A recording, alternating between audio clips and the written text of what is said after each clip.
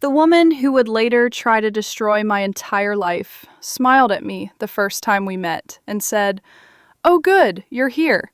I've been looking everywhere for someone like you." I thought she meant a housekeeper. She meant a target.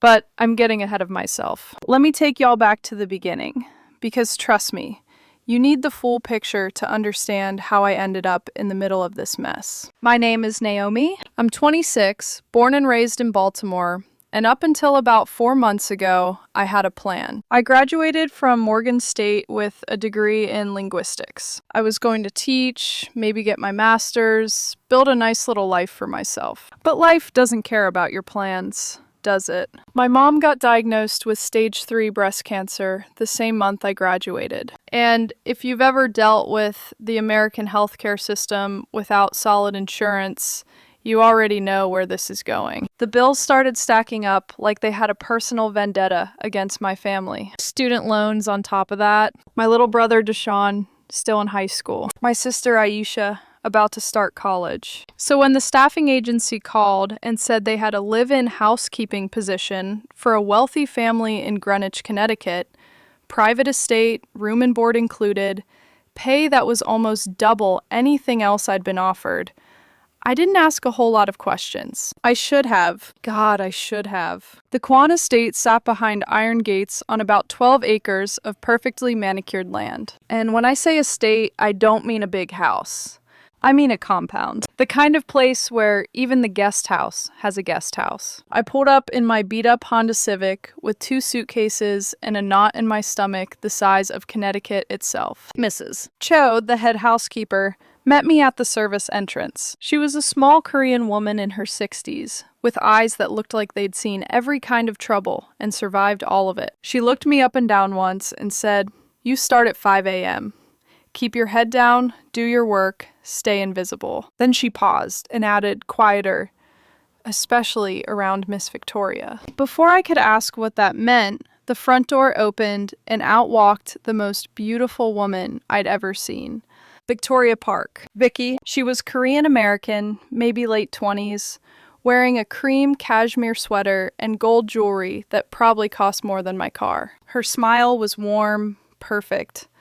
The kind of smile you practice in a mirror until it looks effortless. "You must be Naomi." She actually hugged me. Hugged me. "Oh, I'm so glad you're here. This house is way too stuffy. It needs some new energy." She pulled back, holding my shoulders, looking at me like we were old friends. "And I love your hair, by the way. Natural looks are so beautiful." I touched my twist self-consciously. "Thank you, ma'am. Please, call me Vicky." She looped her arm through mine like we were sorority sisters and walked me inside. "Let me show you around. And don't worry about a thing. We take care of our people here. We take care of our people." Looking back, I should have paid attention to the way she said, "someone like you."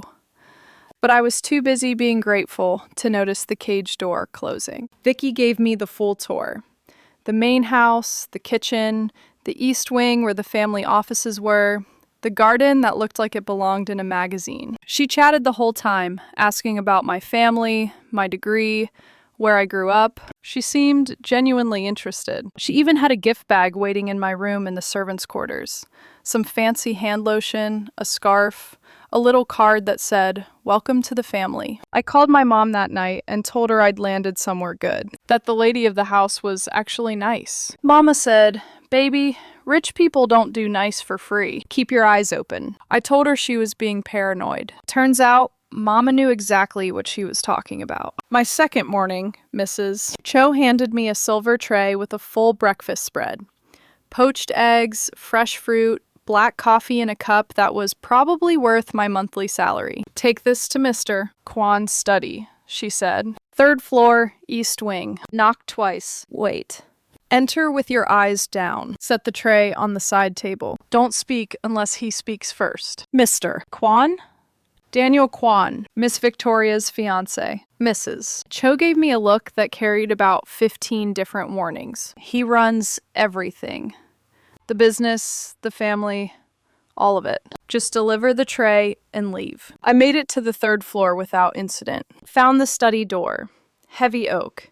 The kind of door that lets you know the person behind it is important. I knocked twice and waited. "Come in."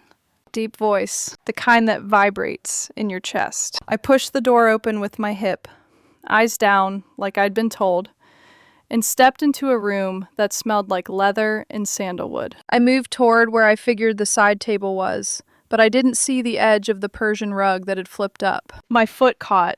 The tray tilted. Hot coffee sloshed toward the rim of that very expensive cup, and in that split second, I saw my entire short career flash before my eyes. Then a hand caught the tray. Steadied me. I looked up, instinct, couldn't help it, and found myself staring into the darkest eyes I'd ever seen. Daniel Kwan was standing right there, inches away. Close enough that I could see a faint scar cutting through his left eyebrow. He was tall, built like someone who worked out with purpose, not vanity. His face was calm, unreadable. But there was something in those eyes, a flicker of something I couldn't name. "Careful," he said. Quiet. Not angry. "I'm so sorry, sir." "It won't. I'm sorry." I stepped back so fast I almost tripped again. He set the tray down himself, his movements precise, controlled. Then he looked at me. Really looked. The way people usually don't look at the help. "You're the new one." "Naomi?" "Yes, sir. Mrs. Cho says you have a linguistics degree from Morgan State." I blinked. I didn't know my resume was common knowledge around here. "Yes, sir." "You studied linguistics, and you're pouring my coffee?" Something in his tone, not mocking, more like genuinely confused, made me answer honestly instead of carefully. "Student loans don't care about your degrees, sir." The corner of his mouth twitched. Not quite a smile, but close. "No, I suppose they don't." For a moment, we just stood there. The silence was heavy with something I didn't understand yet and didn't want to examine. Then I remembered every single warning I'd been given in the last 48 hours. "Will that be all, sir?" "That'll be all."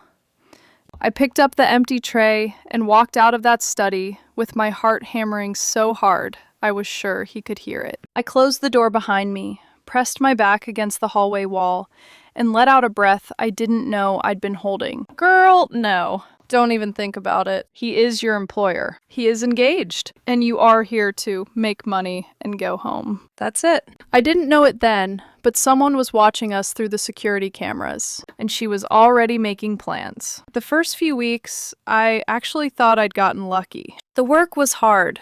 Up at 5, on my feet until 9 or 10 at night. But the pay was real.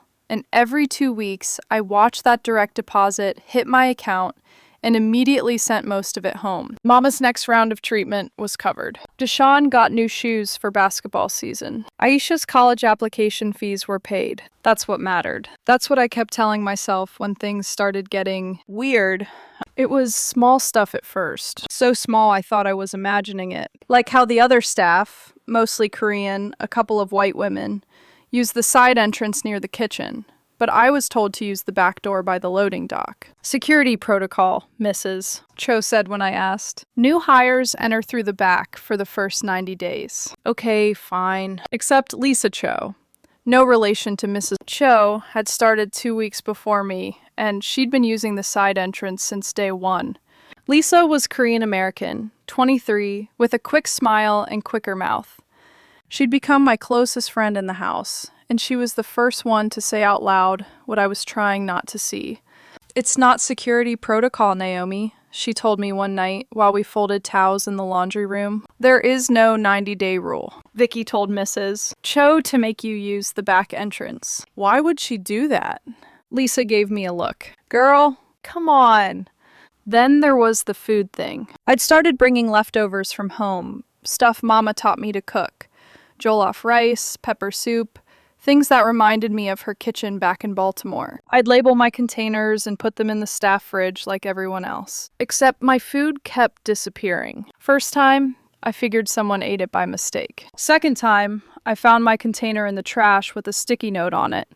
"Smells weird. Please be considerate of shared spaces." No name on the note. Nobody claimed it. And then, about 3 weeks in, one of the newer housekeepers, a Korean girl named Gina, pulled me aside and whispered, Vicky told us in the morning meeting that you should tie your hair back because it looks unprofessional. She looked embarrassed even saying it. I'm sorry. I just thought you should know it came from her. I touched my twists. The same twists Vicky had called so beautiful on my first day. That's when I started to understand. Vicky's warmth on day one wasn't real kindness. It was reconnaissance. She'd been studying me, what I cared about, where I was vulnerable, what made me feel welcome.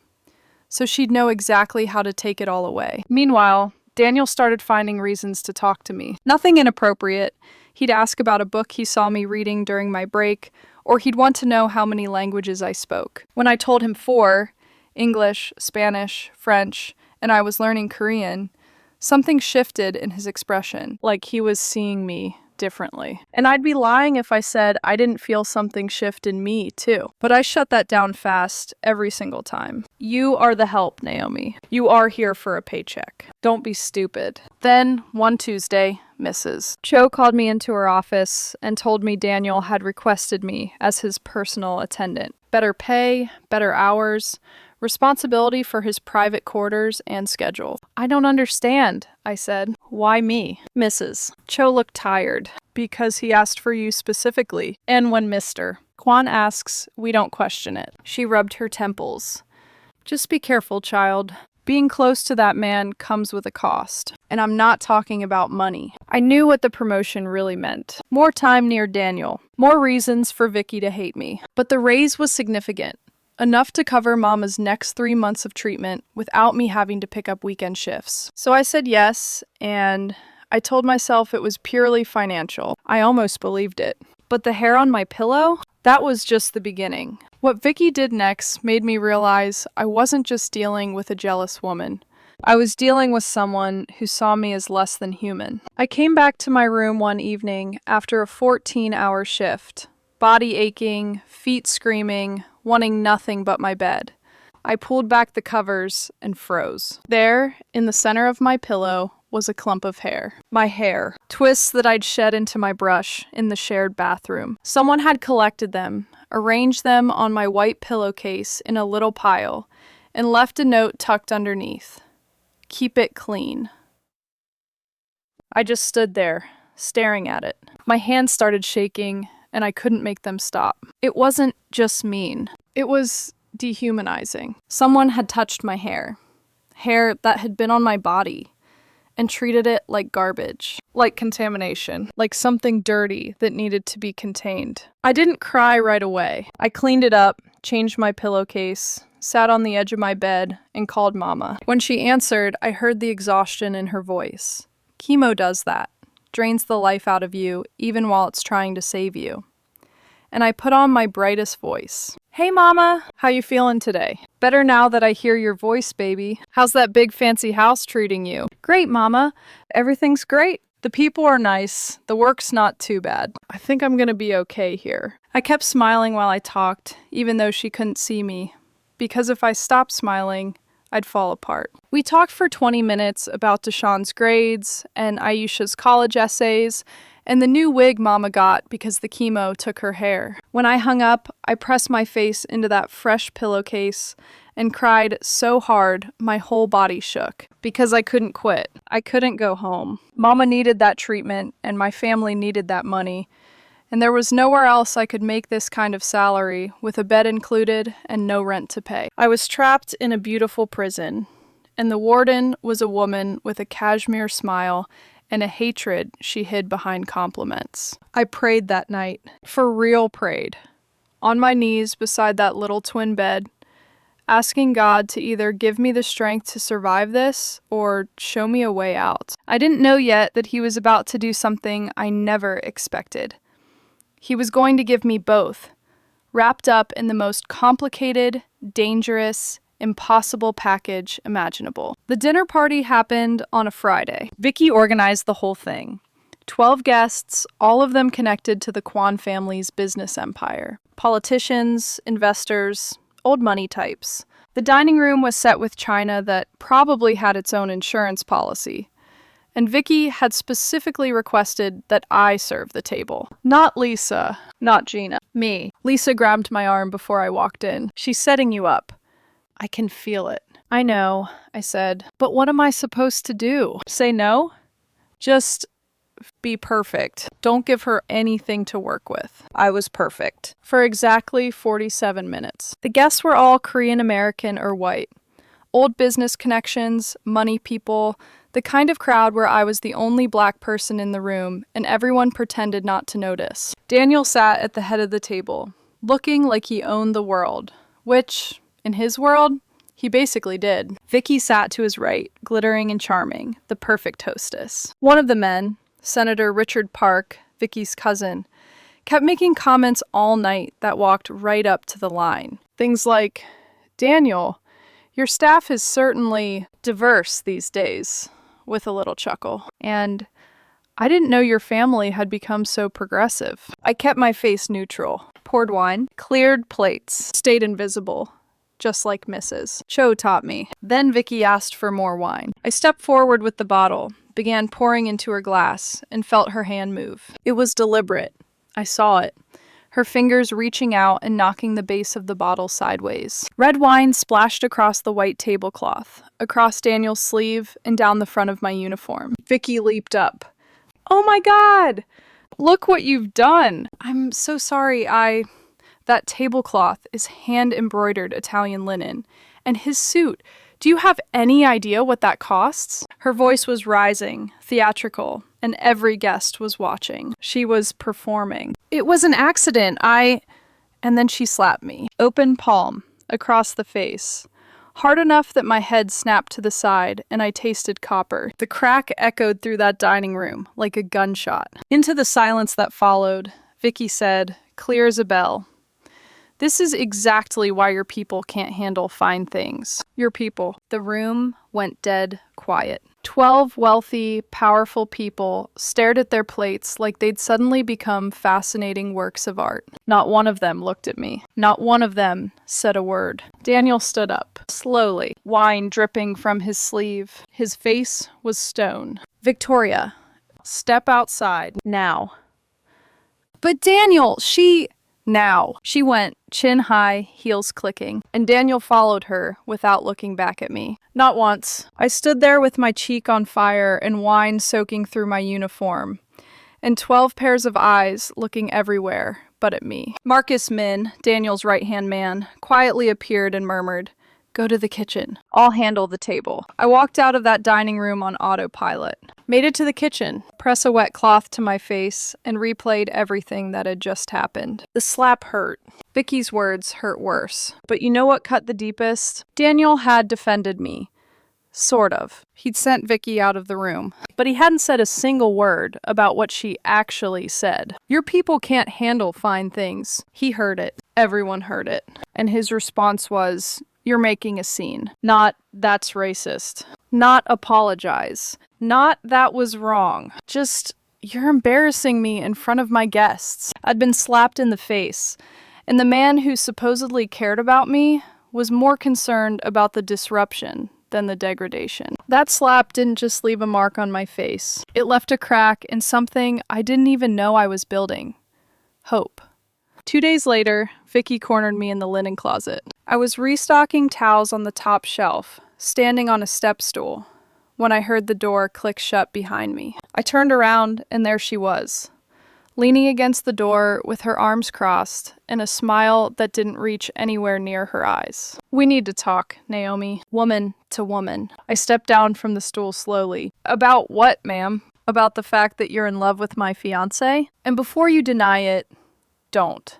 I have cameras everywhere. I've seen the way you look at him, the way you linger when you bring his coffee, the little conversations." She tilted her head. "It's actually kind of sad, if I'm being honest. You really think a man like Daniel would end up with someone like you? I haven't done anything inappropriate, Miss Victoria. Yet."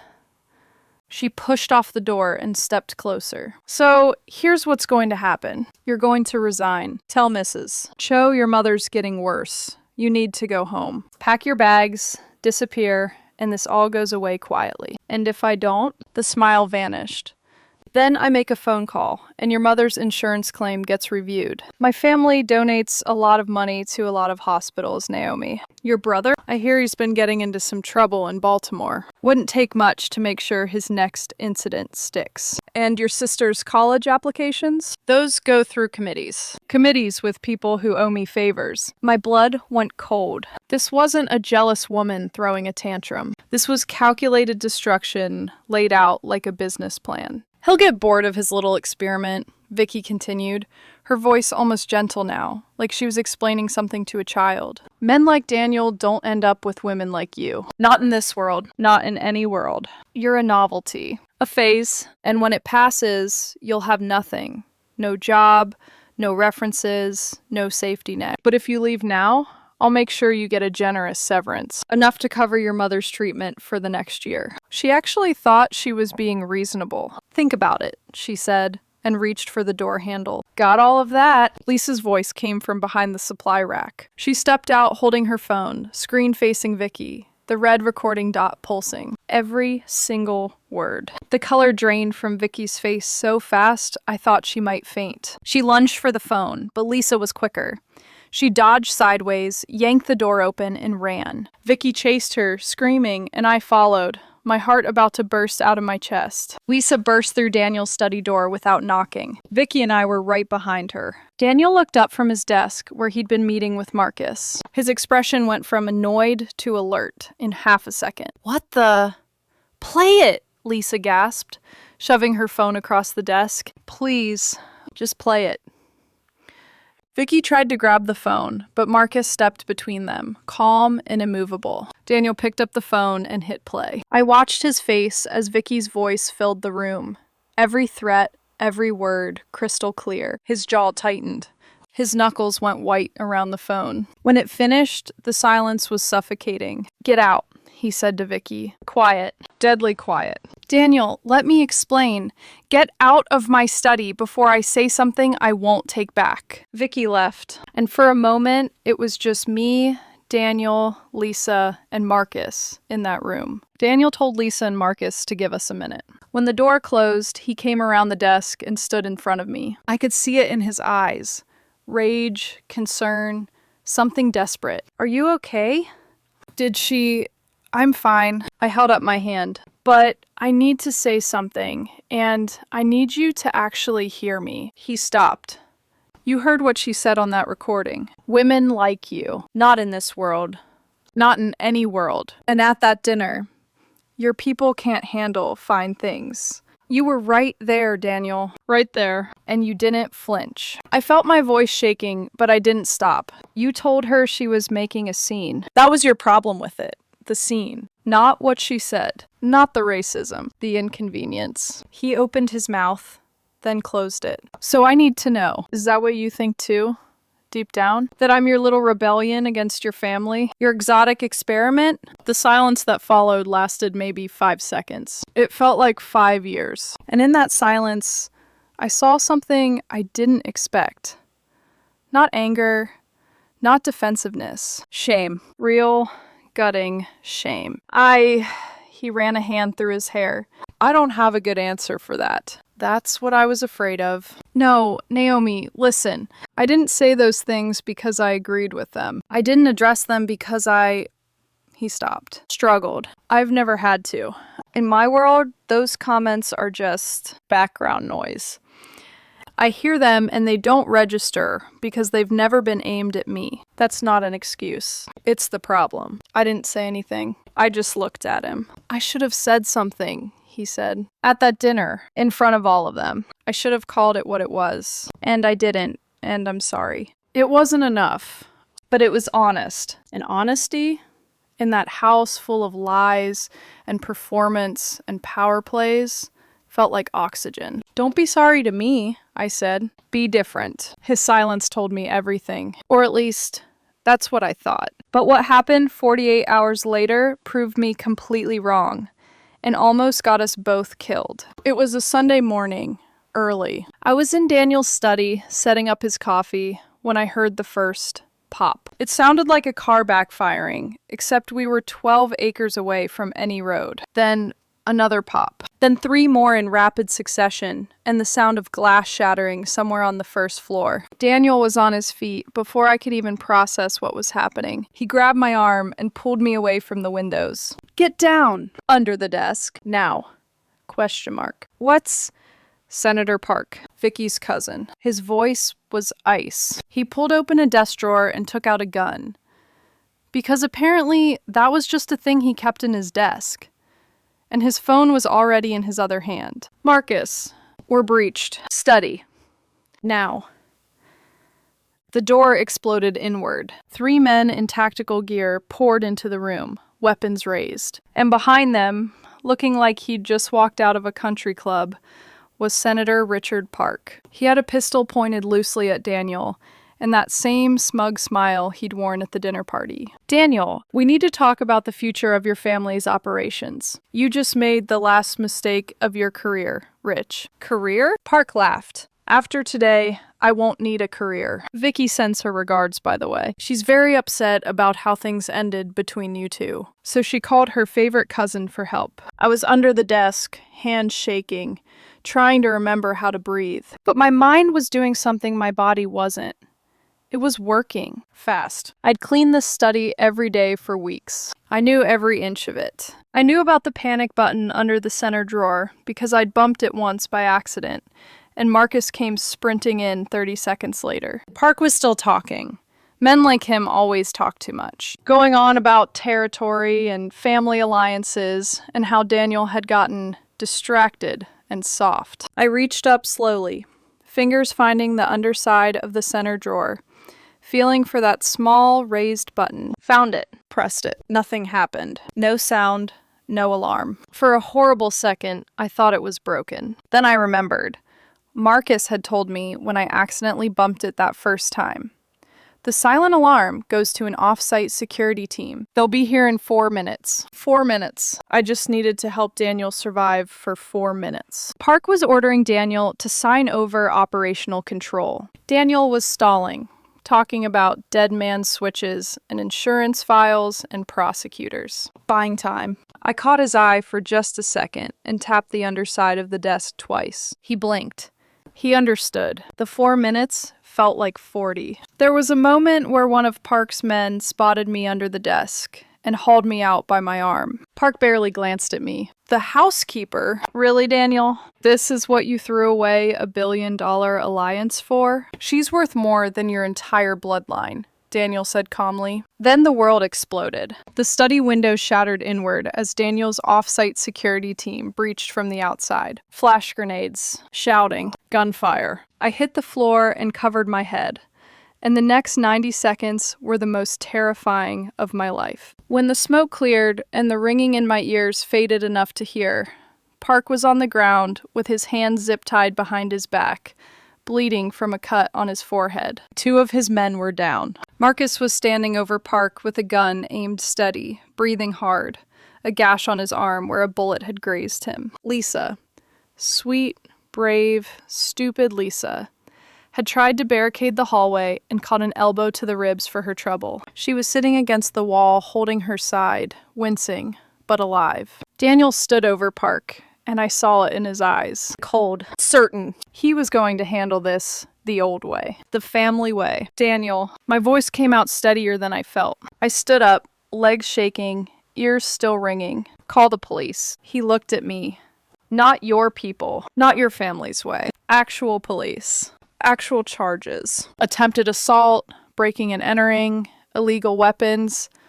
He's a sitting senator, Daniel. This goes public and he's done. For real done. The legal way. Naomi, if you want me here, if you want me to stay in this life with you, then this is how we do things. Starting now. Starting with him." Park laughed from the floor. "You're taking orders from the help now, Quan?" Daniel looked at Park, then at me, then at Marcus. "Call the police," he said quietly. "And make sure every news outlet in Connecticut has the security footage by morning." Marcus nodded. And in that moment, something shifted in the way Daniel looked at me. It wasn't the way you look at someone you're protecting. It was the way you look at someone who just showed you a door you didn't know existed. That night, after the police had come and gone, after Senator Park had been hauled away in handcuffs in front of his own security detail.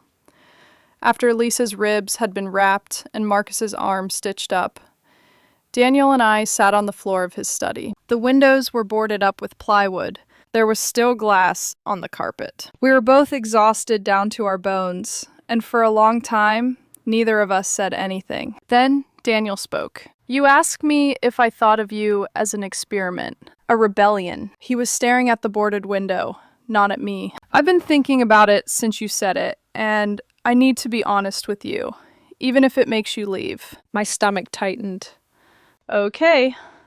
When I first noticed you, that morning with the coffee tray, part of what drew me in was that you were different from everyone in my world. And I told myself that was about your honesty, your warmth, the fact that you actually said real things instead of performing. And that's true. But I'd be lying if I said the difference wasn't also the obvious one. He finally looked at me. I grew up in a bubble. Korean family, Korean business partners, Korean social circle. Everyone looked the same, thought the same, wanted the same things. And I never had to think about race because I never had to. It was never my problem. Until you. And even then, at that dinner, when Vicky said what she said, my first instinct wasn't outrage. It was damage control, because that's how I was raised. Don't make waves. Protect the image. Handle problems quietly. He shook his head. I heard "your people" come out of her mouth, and my brain categorized it as a PR issue, not a human one. That's not something I can fix overnight, Naomi. I want to tell you I'm different now, that I get it. But I don't fully get it. I'm not sure I can. It would have been so easy to be angry. Part of me was. But a bigger part of me recognized something I'd almost never seen from anyone. A powerful person admitting they didn't know enough. Not performing allyship. Not saying the right words to smooth things over. Actually sitting in the discomfort of not being good enough yet. "You're right," I said. "You don't fully get it. You probably never will. Not the way I do. But Daniel, the fact that you're asking, the fact that you're not pretending you already understand, that means we have somewhere to start." He reached for my hand. I let him take it. "I need you to know something," he said. "I'm not choosing you because you're different. I'm choosing you because when I'm with you, I'm different. Better. And I want to keep being better. Even when it's hard. Especially when it's hard." "Then keep choosing it," I said. "Every day. Not just with me. With everyone. When your business partners make comments. When your family raises eyebrows. When it would be easier to stay quiet. That's when it counts." "I will. We'll see," I said. But I was almost smiling. He pulled me closer, and I let him. And we sat there on the floor of his wrecked study while the Connecticut night settled around us. Two people from completely different worlds, trying to figure out if love was enough to bridge the gap. I didn't have the answer yet. But for the first time, I thought maybe the trying was the answer. 3 months later, Mama came to visit. The estate looked different by then. Daniel had replaced the cold modern art with warmer pieces. Some of them by Black artists I'd introduced him to, some Korean contemporary work. All of it chosen because it meant something, not because it cost something. The staff used one entrance now. The shared fridge had my jollof rice containers in it, and nobody touched them, except Mrs. Cho, who had developed a quiet addiction she thought I didn't notice. Senator Park's trial was all over the news. Vicky had fled to London with what was left of her family's money. The Kwan family's business was restructuring. Legitimately. Painfully. With Daniel at the wheel trying to steer an empire in a new direction. It wasn't glamorous. Most days, it was just hard. But Mama was here. Standing in the garden in her favorite church dress, her new hair growing back in soft gray curls after chemo, looking up at this massive estate with an expression that was equal parts wonder and suspicion. Daniel walked out to meet her. He was nervous. I'd never seen him nervous, not even when Park had a gun on him. And he extended his hand.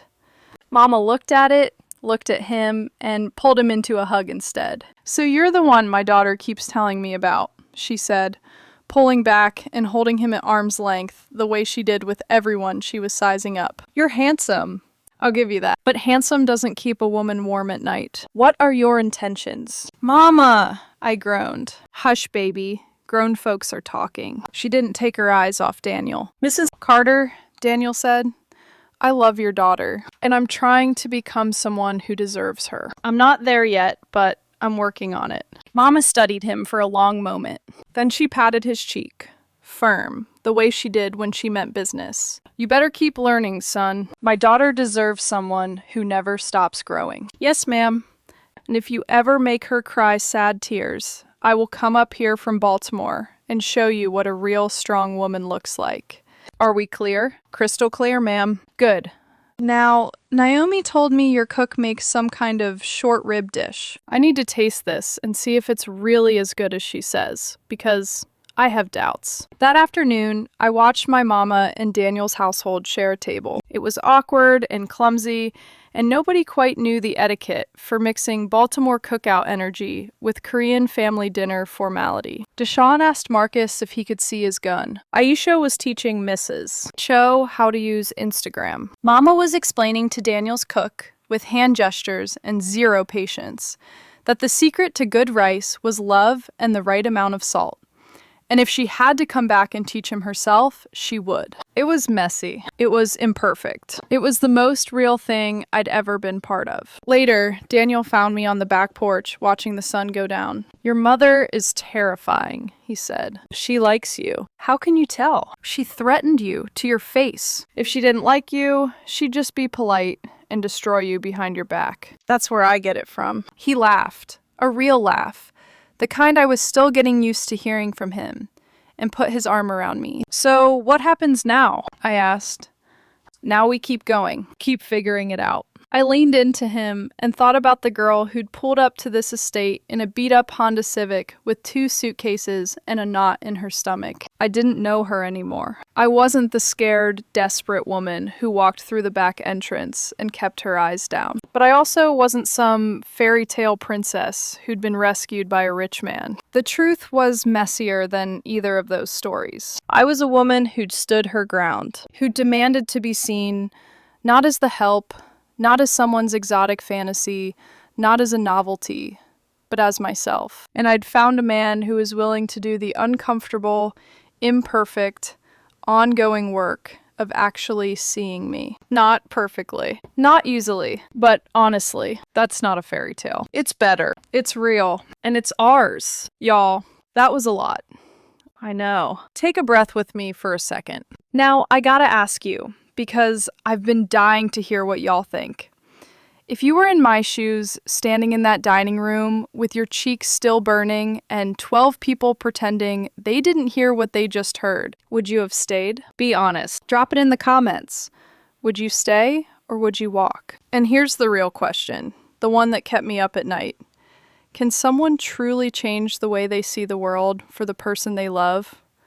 Or is Daniel always going to have that blind spot? I want to hear your thoughts. Get loud down there. If this story hit you in the chest the way it hit me living it, smash that like button. Share it with your girls, your group chat, that one friend who's always in a situationship with somebody she shouldn't be with.